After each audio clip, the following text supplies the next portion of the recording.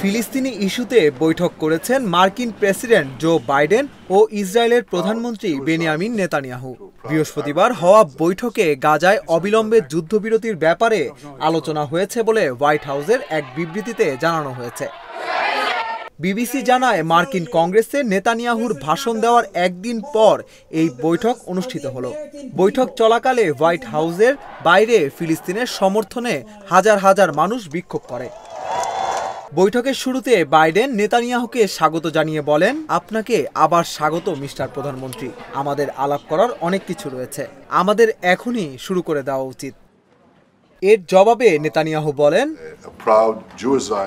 একজন গর্বিত ইহুদি জায়নিস্টের পক্ষ থেকে একজন গর্বিত আইরিশ আমেরিকান জায়নিস্ট হিসেবে আমি আপনাকে 50 বছরের রাষ্ট্রীয় সেবা এবং 50 বছর ইসরায়েল রাষ্ট্রকে সমর্থন করার জন্য ধন্যবাদ জানাতে চাই।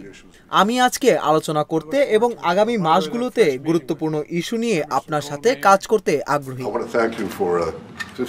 মার্কিন নিরাপত্তা পরিষদের মুখপাত্র জন কির্বি এক বিবৃতিতে জানান, বৈঠকে গাজায় যুদ্ধবিরতি, জিম্মিদের মুক্ত করে আনা, লেবাননে সংঘাত ছড়িয়ে পড়া, ইরানের হুমকি সহ নানা বিষয় নিয়ে আলোচনা হয়েছে।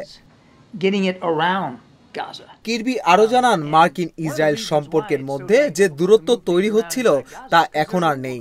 তার মানে এই নয় যে দুই দেশ সব বিষয়ে একমত হবে। বাইডেনের সঙ্গে বৈঠকের পর নেতানিয়াহু মার্কিন ভাইস প্রেসিডেন্ট কমলা হ্যারিসের সঙ্গেও বৈঠক করেছেন।